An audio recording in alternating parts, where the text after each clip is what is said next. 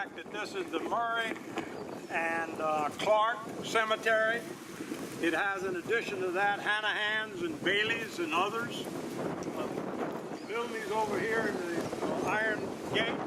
I think the couple of particular graves in here, first off, this is Martha Murray Hanahan. And she is one of the daughters of Joseph James Murray the first. And she married Hanahan. She was the first wife.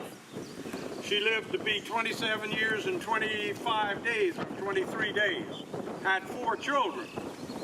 Hanahan married again, had 6 more children, I think, if I remember right.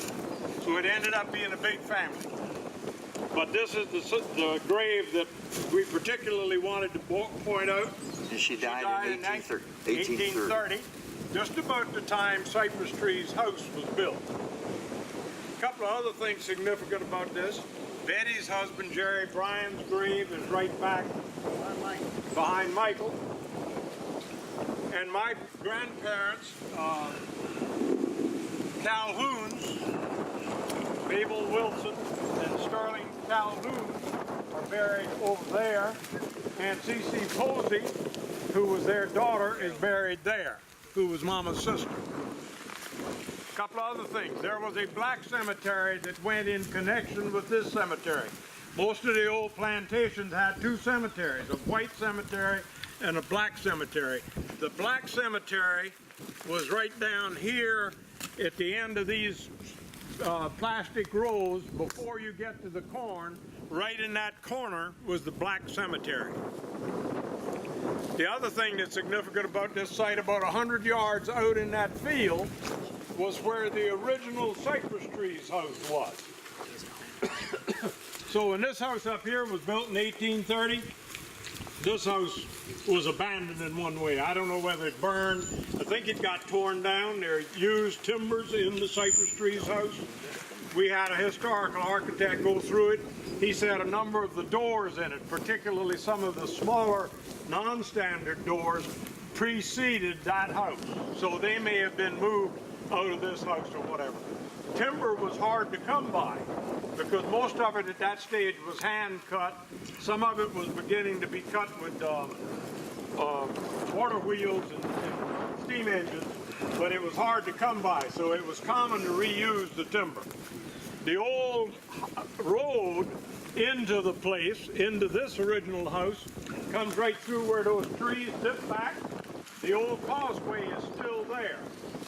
And that causeway comes out on what was called back then King's Highway that went through there. Just before we get to the Latimer School where the senior center is and all, if you will look in there, there is a cypress tree about this big around.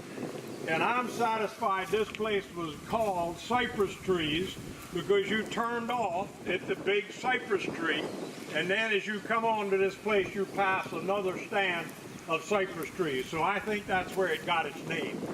And at least one big cypress tree is still there.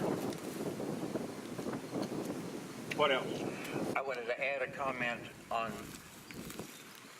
the black cemetery that was.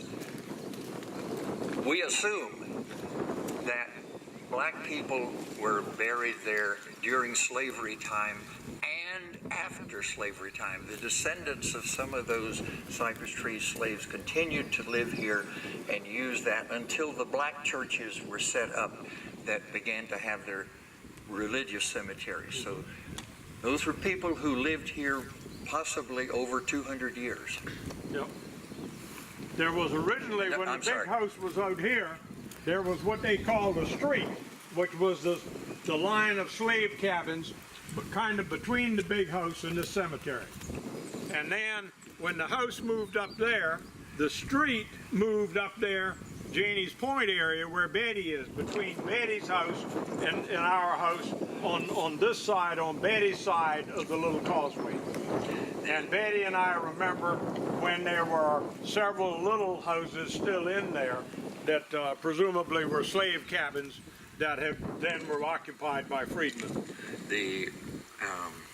The location of the old black cemetery depends entirely on the memory of people still alive. The location. There is not a single marker in it. No.